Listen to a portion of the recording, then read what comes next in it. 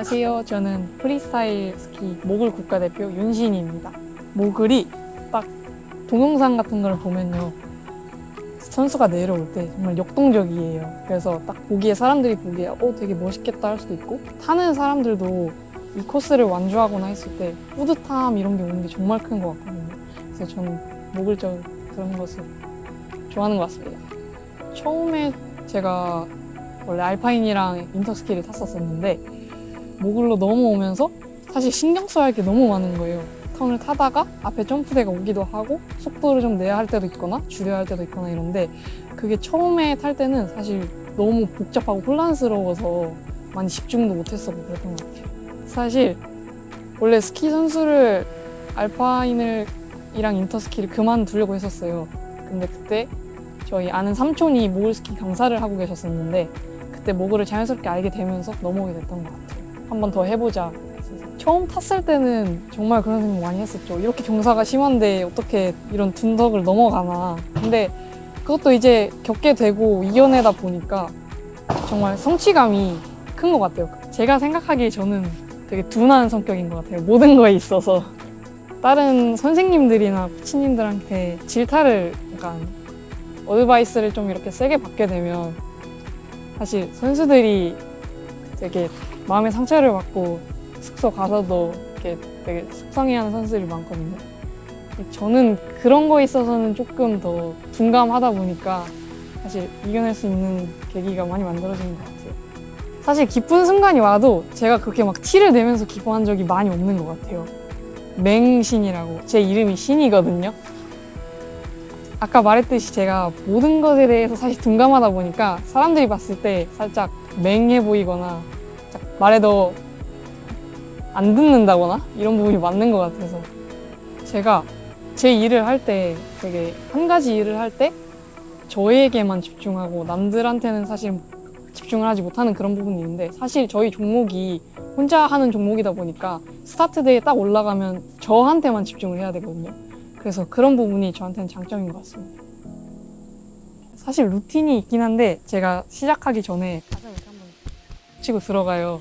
그래서 그게 좀 더 믿고 타자, 오늘 잘 마칠 수 있게 널 믿어라, 살짝 이런 느낌이긴 한데, 데이 오프라고 하죠. 보통 그날 일정이 아무것도 없는 날에는 일단 낮잠을 11시까지 자고요. 그 다음에는 이제 놀 곳을 찾아서 떠나죠. 이제 보통 예를 들어서 뉴질랜드 가서는 고카트를 탄다거나, 쉬는 날에 그냥 무기력하게 있는 것보다는 다른 데 나가서 많이 활동하고 이런 게 회복에도 도움이 되다 보니까 많이 하는 것 같아요. 저희 아빠가 스키샵을 하셨어요. 그래서 어머니 아버지도 보드를 타셨고, 그래서 어릴 때부터 막 부츠 신고 뛰어놀고 폴 가지고 놀고 그러다 보니까 사실 스키장도 바로 앞이니까 사실 어떻게 보면 부츠 신고 나가서 가면 탈 수 있는 거고, 그러다 보니까 되게 자연스럽게 시작하게 된 것 같아요. 초등학교 때까지는 그냥 재밌으니까 타자 이랬었는데, 중학교 넘어오면서부터는 이제 내가 선수를 할 수 있게끔 부모님들이 밀어주시면 좋겠다라고 생각을 해가지고. 근데 그때 사실 막 딱 말을 정확히 하거나 이런 건 아닌데, 어떻게 보면 그냥 자연스럽게 선수가 되기로 결심을 했던 때부터 같이 부모님이랑 준비하기 시작했던 것 같아요. 만약 네가 진짜 좋아하고 재밌게 할 수 있는 거면 충분히 서포트를 해주겠다라고 말씀하셨죠. 처음에 그 소식을 들었을 때 되게 기뻐하진 않았던 것 같아요. 저랑 부모님 둘 다. 그냥 너 국가대표 됐다 이러고 그냥 고기 먹고 그렇게 했던 것 같아요. 그때는 사실 뭐 훈련을 할 때도 아니었고 그냥 집에 있다가 그렇게 소식을 듣게 된 거니까 사실 막 그렇게 실감이 나진 않았죠. 제가 첫 소집을 받았을 때 다른 설상 종목들도 다 같이 왔었거든요. 그때 숙소에. 그때 제가 프로필 사진도 막 찍고 그랬었는데 그때 정말 실감이 됐던 것 같아요. 규모가 이렇게 있구나.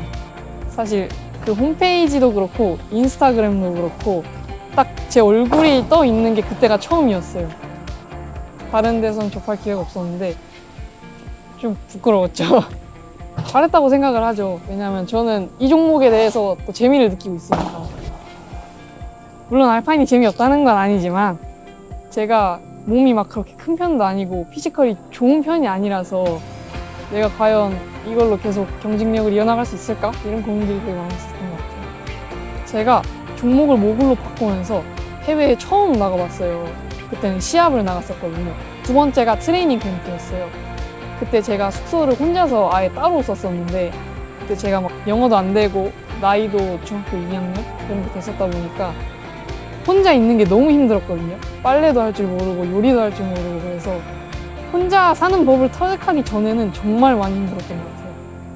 제가 요리도 할 줄 아는 게 없다 보니까 먹는 게 빵하고 시리얼밖에 없었어요. 그래서 회복이 많이 안 됐었죠. 몸이, 컨디션이. 지금은 그래도 어느 정도 소통도 되고 영어로.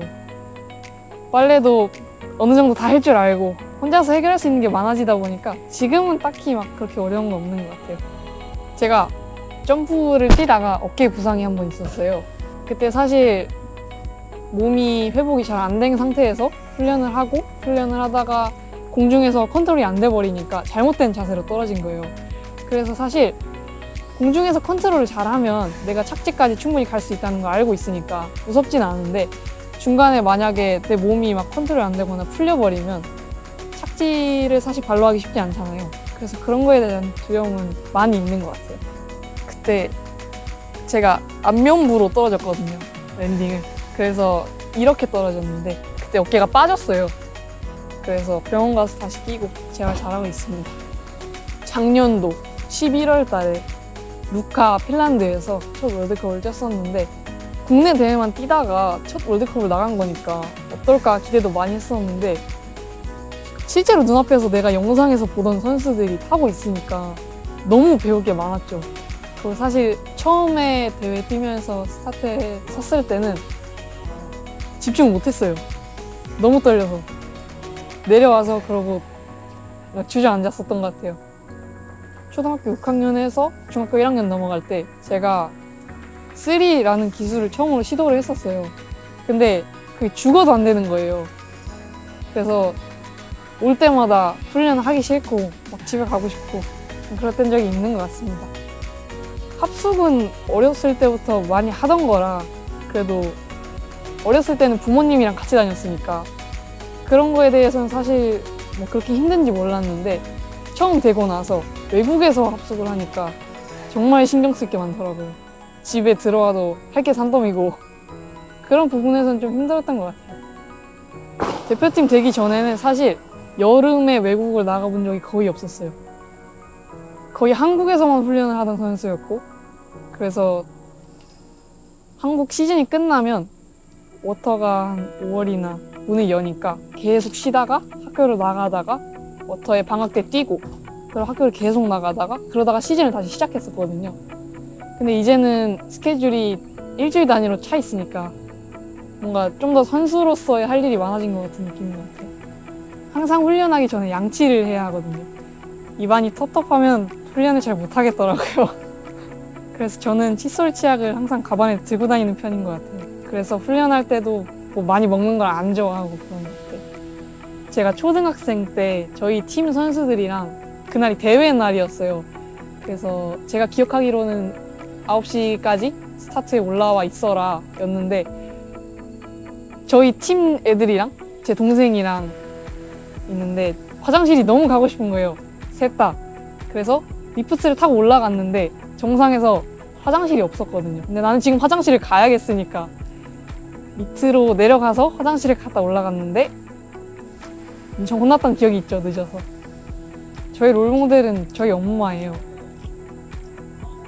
되게 인간적으로 저를 되게 바른 방향으로 키웠다고 생각하고 저도 나중에 아기를 낳는다면 그런 방식으로 엄마가 나를 가르친 것처럼 키우면 되게 좋지 않을까라는 생각을 하고 있습니다.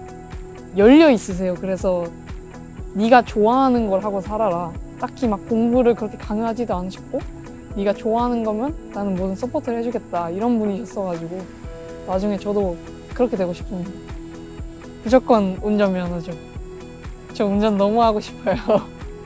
저는 근데 훈련 올 때마다 부모님이 태워다 주시고 어디 갈 때마다 부모님을 도움을 받아야 되고 그러니까 저 혼자 그냥 운전해서 어디 갈 수 있으면 정말 좋겠다 맨날 생각하는 것 같아요. 그럼 전 다른 걸 할 것 같습니다. 이 생을 이 종목에 정말 진심을 다해서 모든 걸 할 수 있겠다 싶은 만큼 살았으면 저는 다음 생에 다른 걸 해도 된다고 생각하거든요. 그래서 다음 생에 다른 걸 해서도 거기다가 무조건 내가 할 수 있겠다는 생각이 있으면 다른 걸 해도 충분하다고 생각하고 있습니다. 모글은 제가 쓰는 책인 것 같아요. 왜냐면 제 인생에서 절반 넘는 시간을, 거의 절반이죠. 절반인 시간을 같이 타고 있으니까 앞으로 제가 어떻게 쓸 수 있을지 궁금하기도 하고 다음 내용이 궁금하기도 하고. 국가대표는 정말 책임감인 것 같아요. 국가대표라는 직을 맡으면 거기에 따라오는 책임감이 절대로 작지 않다고 생각하거든요. 그래서 뭔가 다른 말로는 표현할 수 없는 것 같아요. 네, 선수로서의 꿈은 사실 월드컵을 나가면 골드 비비라는 걸 주거든요. 그 의미가 되게 스코어로 계산하고 이런 것도 있긴 한데 그 연도에 제일 잘한 선수에게 주는 비비라고 생각하시면 될 것 같아요. 그래서 제 선수 인생에서 그거를 입어보는 게 선수로서의 목표고, 인간으로서의 목표는 사실 배울 게 많은 사람이 되는 거죠. 저를 딱 봤을 때 다른 사람들이 뭔가 쟤는 그래도 배울 게 있는 사람이다라는 걸 느꼈으면 좋겠어요. 성장하는 모든 이들에게 화이팅! 나 윤신이 화이팅!